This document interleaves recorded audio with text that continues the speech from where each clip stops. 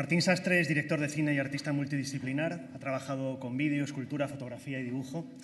En 2002 fue becado por la Fundación Carolina para residir en Madrid, donde realizó la trilogía iberoamericana, una trilogía de vídeos que ha sido mostrada en Europa, América y Australia.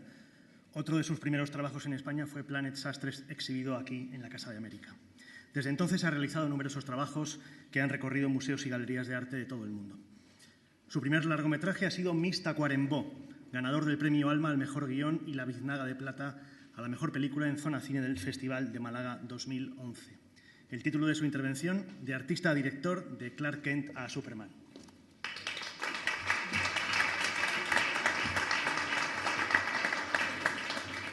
Hola, buenas. ¿Se escucha bien? Estoy constipado, así que me van a escuchar toser un poco, lo siento. Pero es como un clásico que el día que tenés que hablar te constipás. Bueno, en primer lugar quiero agradecer a Casa de América por la invitación para hacer realmente dos de las cosas que más me gustan en el mundo. La segunda cosa que más me gusta en el mundo, que es hablar. Y la cosa que más me gusta en el mundo, y creo que es la que más le gusta a todos los artistas, que es hablar de uno. En realidad no voy a hablar de mí, no les voy a dar el coñazo, pero sí voy a hablar de mi experiencia como artista y como director de cine, y en definitiva voy a hablar de algo que los va a representar a todos, a cada uno de ustedes.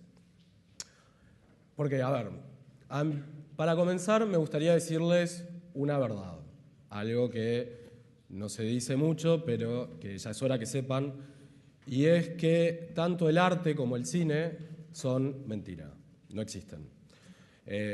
Como los Reyes Magos, como Papá Noel, como el accidente de Lady Di en el túnel del alma, el arte y el cine son parte de un complot que llamamos realidad. Y, a ver, se los voy a explicar con un ejemplo. Por ejemplo, si uno va a ver El árbol de la vida, una película de Malick muy buena, que ganó ahora en Cannes la Palma de Oro, uno se puede emocionar con ese padre que perdió un hijo, hasta las lágrimas. A muchos nos pasó. Pero cuando uno piensa que ese padre en realidad es Brad Pitt, que cada lágrima que derrama salen millones de dólares, entonces el grado de emoción baja, ¿verdad? Lo mismo pasa con el arte. El arte, por ejemplo, todos sabemos qué hay detrás de la Mona Lisa. A ver, ¿qué hay detrás de la Mona Lisa, Teresa? Hay un río con unas montañas. ¿Saben qué hay detrás de la Mona Lisa? Nada. Hay un cartón y hay pintura. Lo mismo en el cine.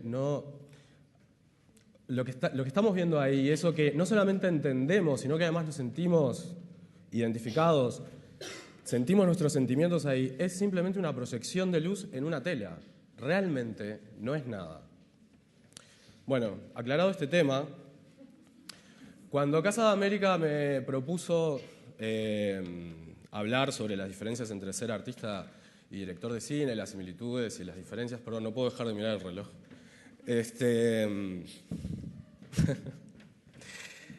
Lo primero que pensé fue, ¿por qué soy artista? Porque yo no estudié para ser artista. Tampoco estudié para ser director de cine. Estudié arquitectura, yo ahora podría estar haciendo casas, en vez de estar viajando por el mundo vestido de Hello Kitty monja y tener una vida normal. Pero sin embargo no, Martín quería ser artista, se le metió en la cabeza, no solamente quería ser artista, quería ser director de cine. Entonces, como muchas de las cosas que nos pasan en la vida, la respuesta a esta pregunta fundamental de por qué soy artista, por qué soy director de cine, la encontré en mi infancia y en este dibujo.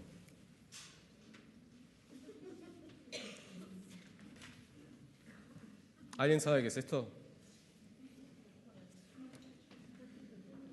Este dibujo está fechado. En 1981, yo tenía 5 años. Dibujo de Martín con letra de mi madre y el título es El Papa haciendo pichí. Esto, para los que no estén familiarizados con la jerga infantil rioplatense, quiere decir el Papa orinando. Entonces, ¿qué? ¿Se imaginan? Yo con 5 años fui y le dije a mi madre, mamá, mirá, hice al Papa haciendo pichí. ¿Y mi madre qué pensó? ¿Este niño está poseído por el demonio? ¿Llamó un exorcista? No.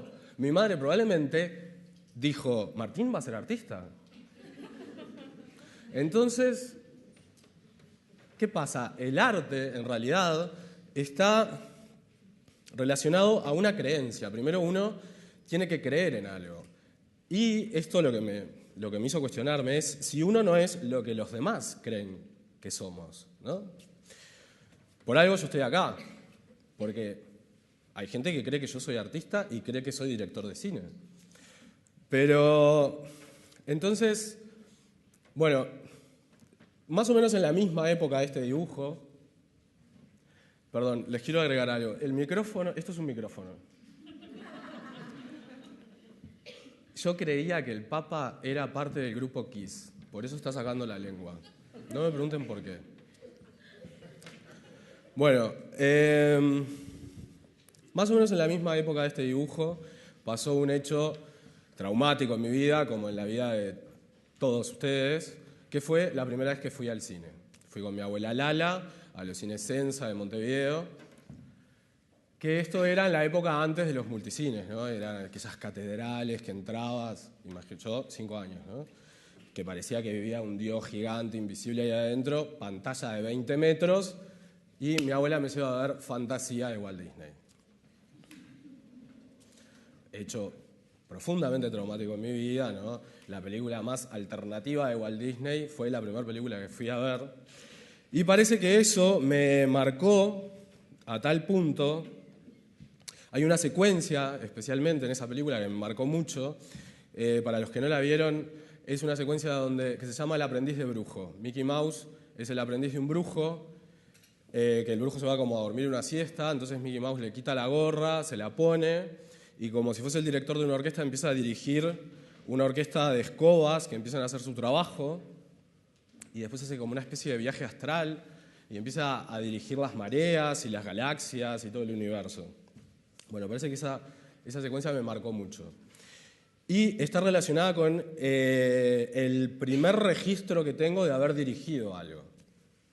Esto yo la verdad es que no me acuerdo, pero mi tía bisabuela Petrona Bertiz, que vivió muchos años, la conocí hasta que yo fui adolescente, cada vez que la veía, pero cada vez, no estoy exagerando, cada reunión familiar, cada Navidad, cada vez que la veía me decía, ¿te acuerdas cuando jugábamos al director de orquesta? Yo le decía, sí, Petrona, claro. Mentira, nunca me acordaba. Pero era para que no lo contara. Igual Petrona se encargaba cada vez de contar el mismo cuento, no importaba si la gente sabía el cuento y tal. El cuento era que yo me paraba en la cama de mi bisabuela, que estaba enferma, era visitada por sus hermanas. Entonces decía, a ver, Petrona, tú eres el violín, Emma, tú eres la flauta, Aurora, el trombón, María Luisa, la guitarra. Mi bisabuela pobre, que tenía las muñecas quebradas, siempre le tocaba hacer el piano. Entonces parece que yo me paraba ahí y empezaba a dirigir a estas señoras con instrumentos invisibles como si fuesen una orquesta. Pero esto, más allá de un juego, que evidentemente cualquier niño puede jugar, se ve que había algo que le había llamado como mucho la atención a Petrona, porque siempre me lo recalcaba, y decía que yo entraba tanto en personaje que hasta podía escuchar los sonidos y decía, no, lo estás tocando mal, tenés que tocarlo así, asá. Eso realmente fue, pensándolo, fue la primera vez que dirigí algo, pero dirigir no solamente en el sentido de que estaba dirigiendo como un director de orquesta, sino que yo creí que estaba creando algo y no solamente tenía mi propia creencia, sino que además se lo estaba haciendo creer a los demás. Que en definitiva, de eso se trata, ser artista o ser director de cine. Bueno, algunos años pasaron de eso y comencé a estudiar cine a los 8 años en la Escuela de Cinemateca de Montevideo. Iba con mi hermana. La primer clase de cine la recuerdo muy bien. Nos mostraron la película de los hermanos Lumière de La locomotora, con la anécdota esa de que la gente creía que la locomotora iba a salir de la pantalla y te iba a pasar por encima. Los hermanos Lumière aparte tuvieron la deferencia de patentar el cine exactamente el mismo día de mi cumpleaños, entonces para mí fue como un buen comienzo, digamos. Y ya en ese entonces yo me empecé a plantear, hay una cosa importante que tienen que saber, es que yo soy de la generación del VHS, algo tan simple como poder ver cualquier película la cantidad de veces que quieras en tu casa. Antes no existía, y en esa época fue como un boom. No sé si se acuerdan que había videoclubes por todos lados. Y yo realmente era un cinéfilo, o sea, devoraba películas. Iba más rápido que la industria. Tenía que irme cambiando de videoclubes para tener nuevos estrenos, como un yonki, porque no iba más rápido de lo que ellos podían ir reponiendo los estrenos. Veía 5 películas por día. Entonces, ¿a qué venía todo esto? No, bueno, entonces es importante que sepan eso, que yo pertenezco a esa generación que fue como un cambio fundamental. Yo cuando empecé entonces a estudiar cine, una de las primeras cosas que empecé a cuestionarme era ¿por qué en las películas que a mí me gustan no aparecen las calles de mi barrio? ¿Por qué los Goonies no hablan castellano?